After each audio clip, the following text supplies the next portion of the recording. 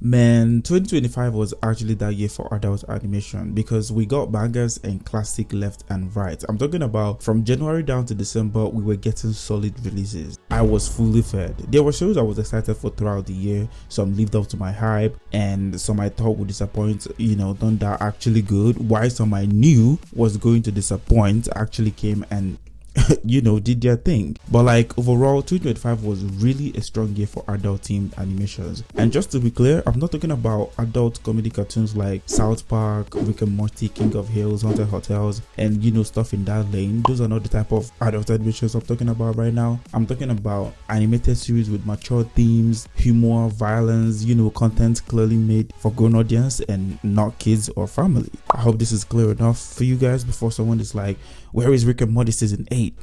So in this video, I'm going to be ranking some of the 2025 shows from worst to best. Let's get into it. Number 10, Tomb Raider: The Legend of Lara Croft season 2. When I said there are some shows that I knew was going to come and disappoint? Well, there you have it. Netflix released the second season of their Lara Croft game adaptation and it's still not good. The character designs is still chopped, but that is not my main focus for this season because I can't keep complaining about that. It's already a lost battle. Like, Netflix is shitty with the animation and character designs, especially for big franchise shows like this. The fuck? My main issue with this season is the structure of the show. The way the episodes are wired is annoying. Each episode is like a standalone adventure, just like they did in season 1. I actually thought that was a one-time thing, but it's clearly not. Like, I didn't see the connection to the episodes because we keep dealing with entirely new locations, new characters, and new goals in each episode. It wasn't fun to me, and it made me not to view or take anything going on seriously because I know we will be in another location by the next episode. I understand that Lara Croft is an adventurer, quite alright, but like, this isn't the game anymore. It's now a TV show. Tell the story like a show and not like playable game levels. The only consistent elements in each episode are Lara and the recurring characters. It got to a point where I was even waiting to see what the next random adventure would be like. That's how bad it was. With a more cohesive story structure where the adventures don't feel like tasks, rather a more natural flow of events from one episode to the next, I feel like it would have made the show way more engaging and made the adventures feel earned and not something we quickly need to wrap up and move to the next plot line. This problem also didn't allow the characters to be properly developed because all the new characters introduced in this season felt highly disposable. They felt like they existed just to keep the plot moving. I don't know who this female character is to Lara. All I know is that she was rescued by Lara and she just started following her on adventures, and she may or may not even have a crush on Lara. Like, that is all I know about her. Maybe Netflix thought we must have all played the games and know these characters.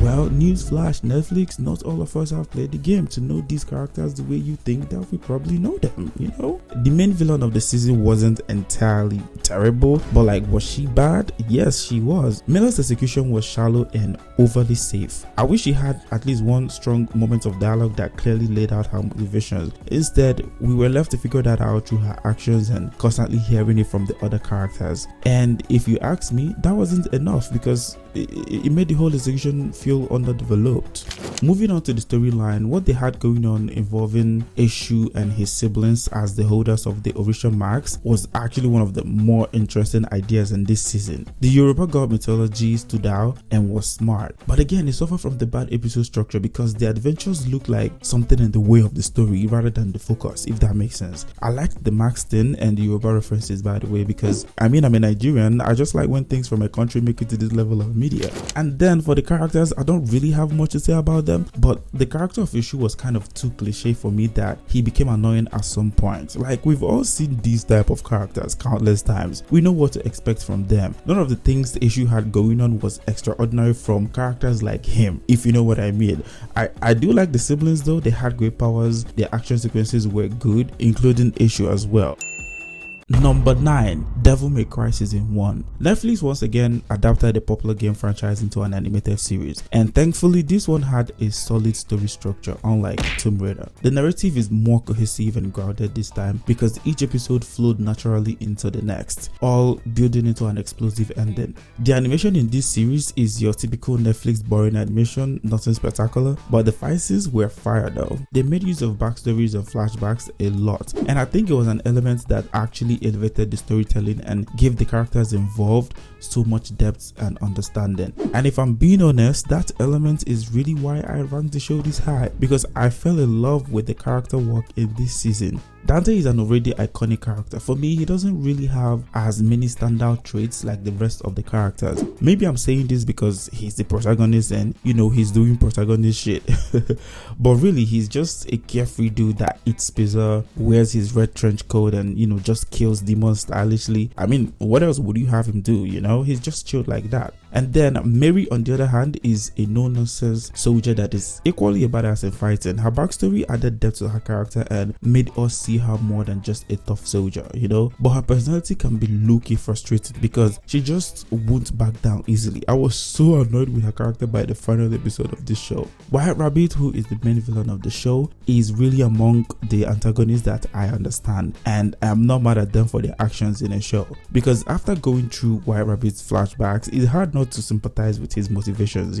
I'm only mad at the fact that he was willing to endanger innocent lives in the process, which contradicts his revenge mindset. Aside that, I think he's a solid villain, and also finding out that he really sewed these rabbit marks onto his face was a real shocker. Like, bro was really determined. That is crazy. He was highly smart to carry out some of his actions in the series, and he also had great combat skills too. I just hated the show for having him turn into a gigantic monster in the ending. Can you guys stop already, please? We're tired of that trope, okay? Another character that blew me away with how corny and manipulative he was throughout the series is William Baines. He was the vice president and the head of DACOM unit, but he abused those positions for his own selfish gains, hiding it all as the work of God when he's really a villain. Like, bro is a really fake ass religious villain. The fuck? I've actually made 2 in-depth videos breaking down his character and White Rabbits in my channel, so definitely check those out if you want a deeper dive. Number 8, Blood of Zeus season 3. Now, when this season dropped, I had to restart the entire series from season 1 just to fully understand what I was watching, because I had completely forgotten what happened in the first season, and somehow I missed season 2 altogether. So yeah, I had a lot of catching up to do. Now, after watching all the 3 seasons of the show in a row, it made me view the series as a solid piece of art, with season 1 easily being the strongest in my opinion. I've even made a video breaking down why I think it's genuinely great, so check it out if you want to check it out, okay? And season 2 is the weakest when you compare to the others, while season 3 sits comfortably in the middle. It's not bad by any means, but also not great, I loved season 3 because of how it ended. It felt complete and full circle. That element alone made it stand out for me, because in an era where so many shows get cancelled or maybe end on frustrating cliffhangers, Tomb Raider ended abruptly. The fuck? Blood of Zeus actually gave us closure. The series ended with a major battle, the return of Zeus, Heron and Seraphim reuniting with their mother. It was just incredibly satisfying. Some of the side storylines did feel rushed, by the way, but I'm not really mad at it because the conclusion itself landed very well. Kronos was a strong villain in this season. He had aura, he was intimidating, he had depth, and he feared no one. I hated him so much because I really wanted to see him defeated, and that is exactly how a villain should make an audience feel. His fearlessness and the ability to carry out what he set out to do in this season genuinely made him so scary, and I loved his monologues and the overall vibe of his character. Gaia was also great in this season. I was in full support of her decision, by the way, because the gods, they were annoying and they extremely lost the plot, so they needed some whacking and some checking, and Gaia did just that. The war between the Olympians and the Titans was honestly art at its peak. It explored themes like forgiveness, redemption, humanity's influence on the gods, and love. The execution of those themes in this season made me rethink some certain things in my life. I'm not even going to lie, because with what they had going on, it also makes you as an audience kind of like ponder on it and apply it to your life where you can apply it to. So when you combine that level of thematic depth with the incredible fight sequences that followed suit, it's actually hard not to call this show a top tier storytelling. So Blood of Zeus season 3 was solid. It wasn't amazing, it's not terrible, like I said. It was just a decent, satisfying conclusion to the series. Number 7, Eyes of Wakanda. When this show came out, I'm not even going to lie, I wasn't really excited for it. I almost didn't bother to check it out because I kept thinking, what are they going to do here that they didn't already do in Black Panther?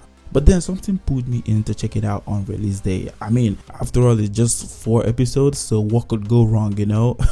And when I did finally check it out, guys, damn. First of all, shout out to the producers of the show for the episode order in this show, because that first episode was what really hooked me in to this beautiful piece of media. Whatever the fuck they were aiming for with that opener, it worked like mad. Todd Harris did a great job directing this series, and the fact that Ryan Coogler served as the producer shows. Eyes of Wakanda is a mini-series designed to expand the Wakanda's lore, and it did just that by showcasing different eras of Wakandan history and introduces characters we don't get to see in the movies. The first episode followed a former Wakandan warrior named Noni, who was sent to hunt down a rogue ex-Wakandan agent known as the Lion. This dude stole the vibranium tech and built an empire with it. Noni's skills made her infiltration into the empire thrilling and highly engaging. The fight sequences were incredibly smooth and visually appealing, and the Lion, as the villain, he also put up a very good fight, I'm not even gonna lie. My only complaint is that I wish this wasn't an anthology series, because I wanted to see more of Noni and her story. She was just so good and was quick and swift. Her character design is actually very beautiful as well. Marvel, can we please get a Noni spin-off instead of Ironheart next time? The other episodes were equally engaging. My second favorite was episode 3. The blend of Japanese lore and Wakanda was a crossover I didn't know I needed. It was just so smooth. I genuinely didn't want it to end while I was watching it. The fourth episode was also good, mainly because of how they cleverly connected what happened in that episode to the original Black Panther movie. I think that was really smart. Episode 2 was solid as well. I skipped that because I wanted to yap about how episode 3 is my second favorite episode. The blend of Greek mythology and Wakandan lore in that episode was a good twist I didn't see coming as well. And the story itself was surprisingly emotional because it tackled themes of friendship, brotherhood, and betrayal, which I think was properly executed. I'm obviously not going into detail with these episodes just so I don't spoil it for some of you guys that haven't seen it yet, and I don't know what you're waiting for. Just go and see it. It's just 4 episodes, okay? Number 6, Splinter Cell Death Watch Season 1. Honestly, I really love what Netflix has been doing with these animated adaptations of iconic game franchises. I'm not even going to lie, because it allows non-gamers, myself included, to tag along and enjoy these worlds too. Splinter Cell Death Watch is the latest addition to that lineup, and it's my personal favorite out of all the adaptations because I feel like this was actually well made and probably faithful to the game. Because I mean, I haven't seen any real slander of the show yet. The animation of the show is top tier and so clean that for a second I was even wondering whether this is a Netflix project. The series is a legacy sequel from the mainline game Splinter Cell Blacklist from 2013. It followed the legendary agent Sam Fisher, who is now retired but got pulled back into the field to help a new young operative unravel a major global conspiracy. It's so many great things about this series that I love so much. First, the violent spy thriller tone. It was perfectly executed, and knowing that it had the same creator of John Wick in it, it made so much sense because the brutality and the gun action that went in was really top. The story itself is gripping, and considering its canon to the timeline of the game, how it's immediately carried us all along despite being new fans of the franchise is really commendable. The world building is another standout. It almost looked like real life shots from different locations. They got the snowy European settings perfectly well, to the point that you can almost feel how cold it must be through the screen. The nighttime scenes were filled with immaculate rich details, bro. There is one road scene I will always talk about anytime I'm describing the world building, because the rain effects on the moving car gave me so much joy when I first saw them. The world building just feels alive. The people are functioning and, you know, going about their daily lives. It was just so beautiful to watch. That level of detail really impressed me, and you can tell that the animators were really dedicated because this is just an amazing piece of work. The characters also elevated the show. They all have depth and great character work. Every major character was uniquely smart with their actions in the show, and for me, that is a clear result of smart writing. McKenna is excellent as a new agent, and how she followed her motivation was true and consistent to who she is as a character. Even when you get frustrated by her actions, you still can't hate her because you understand her, like you understand why she's doing what she's doing. Sam Fisher played the father figure mentor type of roles for McKenna really well. I loved how protective he became and how he took control when it mattered. He also had great fighting moves, and he was smart with his plans in the series. These were all iconic to me, considering that Sam Fisher is is already old in the show. The side characters involved were engaging and well utilized as well. I think the villain had a clear motivation with a solid execution because the stakes tied to her actions were actually so bomb and high, and that twist behind that plan, it genuinely caught me off guard. I'm not even going to lie. All these things added to the overall strength of the series. Just go watch Splinter Cell Death Watch. It's genuinely an impressive adaptation from Netflix's lineup. Number 5, Your Friendly Neighborhood Spider-Man Season 1. This one is easily one of 2025's very best. I'm not even going to lie. When it dropped, I was really excited for it because it had a fresh take on Peter Parker. The way they showcased Peter's journey, unlike any other Spider-Man origin stories, made it become my favorite Spider-Man depiction ever. Yes, I said it. Even over Tobey Maguire's Spider-Man. Yes. The main plot of the show was engaging, and the side storylines came with fun twists that kept things interesting throughout. The series introduced new characters and an entirely new vibe to the lore of Spider-Man, and it also made me realize that we've actually been reshuffling the same characters all these while. I mean, I'm not mad at that or complaining or anything, but I deeply appreciated that we are dealing with an entirely new side characters in this show. There is no Mary Jane this time. Instead, we got Nico with an interesting twist involving her magical ties. And then there's Lonnie, who ended up being a major standout in season 1. His incredibly intriguing side storyline had me hooked and shook because bro did some heavy sacrifices in his personal life. I'm like, really? Like, I mean, as an audience, I understand, but it was just so crazy, you know? I also enjoyed his relationship dynamic with Pearl and the whole love triangle dynamic involving Peter as well. Aunt May's portrayal as a younger version of herself was another change that worked surprisingly well and fit perfectly into the story they were telling. Norman Osborn as the villain, it was actually exciting. I loved watching him selfishly turn out to be the bad guy. The way MCU elements were blended into the series was another pleasant surprise. Cameos from characters like Doctor Strange, Daredevil, and Iron Man added extra charm and elevated the overall vibe. Marvel Studio is really doing the Lord's work with these shows, I'm not even gonna lie. Because shows like X-Men 97 and now Your Friendly Neighborhood Spider-Man, what I love so much about them is that they just never miss with a cool animation style. They always eat, bro. This show was visually appealing. The world building was colorful and well made. I even wanted to jump in through the screen. Okay, I'm lying, but like, it was just so good, you know? The blend of the vintage comic book aesthetic with the New York depiction was charming, and it was just so beautiful to watch. It looked like I was reading the comic book. It was really impressive. How did they even manage to do that? That is crazy. I was looking forward to the intro music in each episode because that remix of the 1960s Spider-Man theme was just too good. You can find the song on Apple Music or Spotify. I think the name of the song is Neighbor Like Me or something. I had it on repeat when season 1 dropped, and best believe as season 2 is drawing near, I'm also going to have it on repeat again. It was just so good. Number 4, Invincible Season 3. Here we go again. I should have ranked this show higher, but I'm not going to do that because I'm really annoyed with this show. I hate how a beautiful show like Invincible is not getting the quality push or service it deserves when it comes to the animation and the character design. Like, why is that even a topic for a show like Invincible? Come on. Season 3 was peak disappointment with the animation. They dropped the ball too low for real this time, you know, and for me, it blindsided everything that happened in that season. That is why I'm reading the comic like it's my coursework, bro, just so I get to really experience the show and the world as it should be enjoyed, and not allow poor corporate decisions like keeping all the budgets to paying the voice actors and neglecting the animation and the character designs of the show, not giving it the attention it deserves. It's just annoying. By the way, the trailer for season 4 is already out, and it's still the case of poor animation. There's this red dinosaur guy that I can't even stand because of the cheap design of the character. Like, you cannot even compare the comic version of this character to this show version. They are not the same thing for all I care. On that note, the events of season 3 is actually top, you know, hence why the show is in the 4th place in my ranking. Watch my review of season 3 on my channel. You will see how I feel about the season on there, and when season 4 drops, best believe we will be reviewing it again.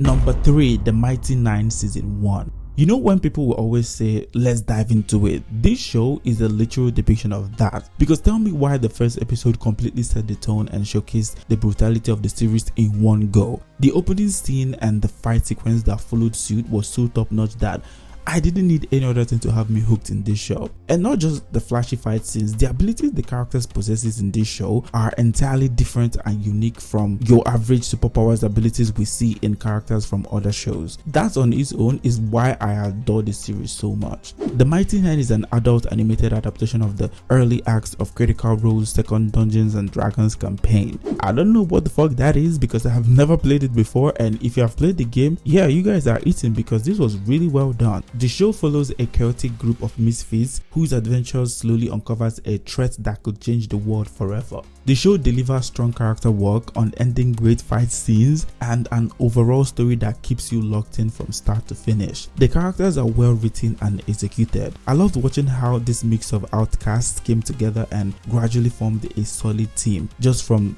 being literal strangers at a carnival. In a nutshell, I feel like season 1 is essentially about how this group came to be, because the last member of the team didn't join until the literal last episode of this season. I kept wondering, is she actually with the team, or am I bugging because she's clearly on the cover art of the series as part of the team? So where has she been all this while?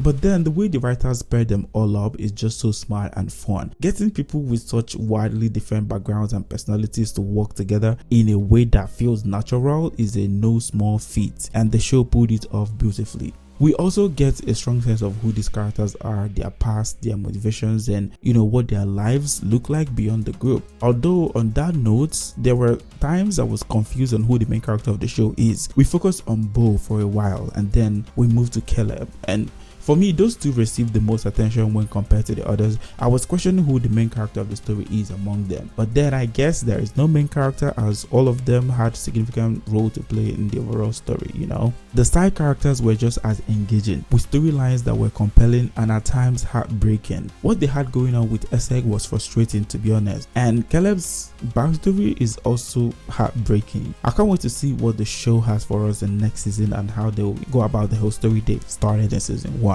The series had 8 solid hour-long episodes filled with an engaging adventures. Prime Video really delivered a strong first season with this one. The animation was decent and consistent, which made me wonder why Invincible, with the amount of success it has, still struggles with animation consistency, while less popular shows like this manages to be consistent with solid animations. I just can't wrap my head around it, guys.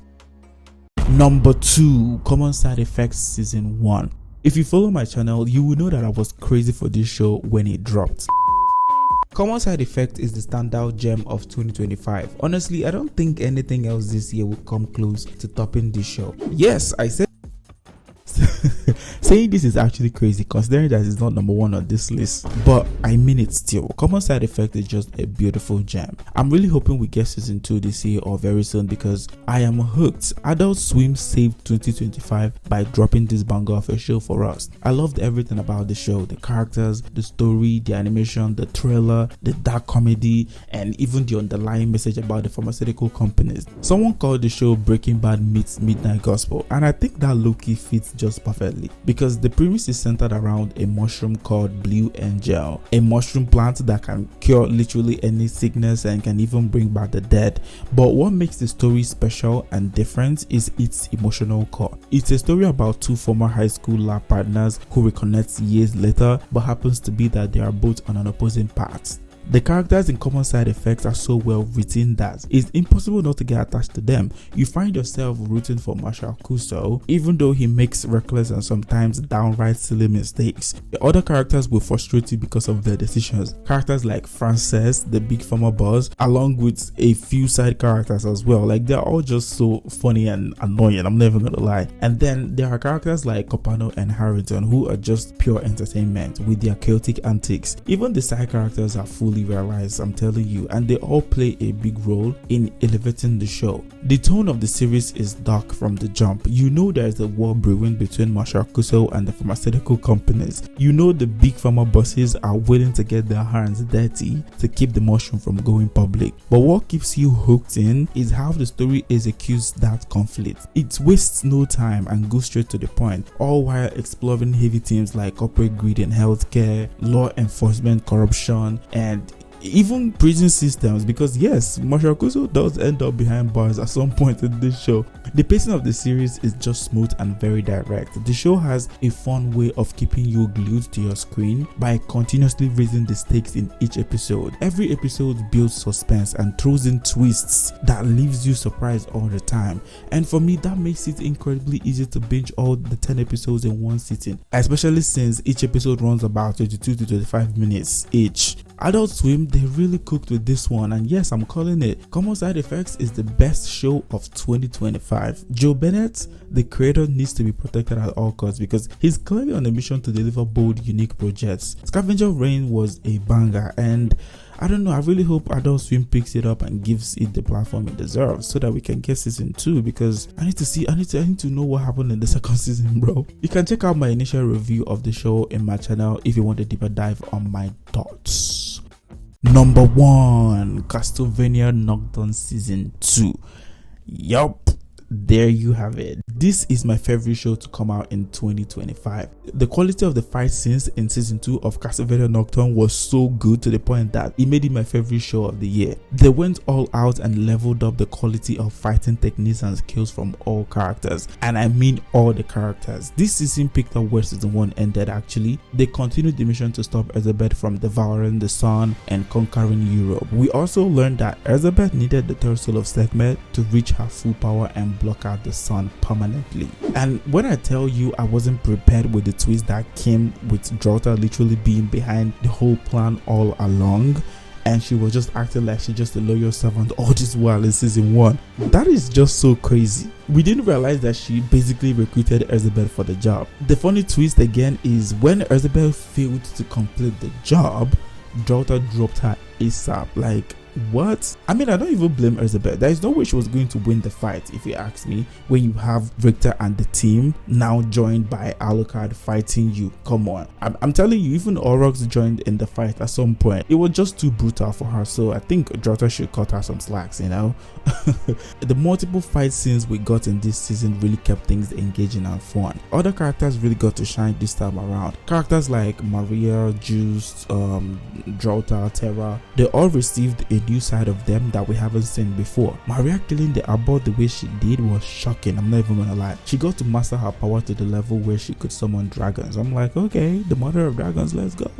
Drota coming back from the dead as a night creature was a twist that I didn't know I needed. It felt like we were watching an entirely new character because her energy throughout the season was just different. She got serious and she was ready to do what it takes to make sure that her goals are met. I don't know, it was kind of scary, you know. Taking out Elizabeth without batting an eye was shocking. It reveals so much about the type of person she is, and that made her a formidable villain because she's been running this shit for decades, bro. Richter and Annette's relationship also grew stronger. I loved how it was portrayed. Watching Richter learn how to properly treat Annette with a little guidance from Alucard was just dope, you know. And this being his first official relationship, okay my boy, let's go. I generally just love the vibe and tone of Castlevania Nocturne Season 2. There were clear improvements across the board compared to Season 1. The animation got stronger and better, the story had higher stakes, and the overall vibe of the show was just on a fast pace in a good way. I hope we get Season 3 from Netflix or any possible new spin-off, maybe for Aurochs and his past, because I'm not even gonna lie, bro has a lot he can share for us, you know. And also, they need to tell us who this old man Coyote is. So Netflix, please do something, give us Season 3. And with this comes my top 10 ranking of adult animated shows of 2025.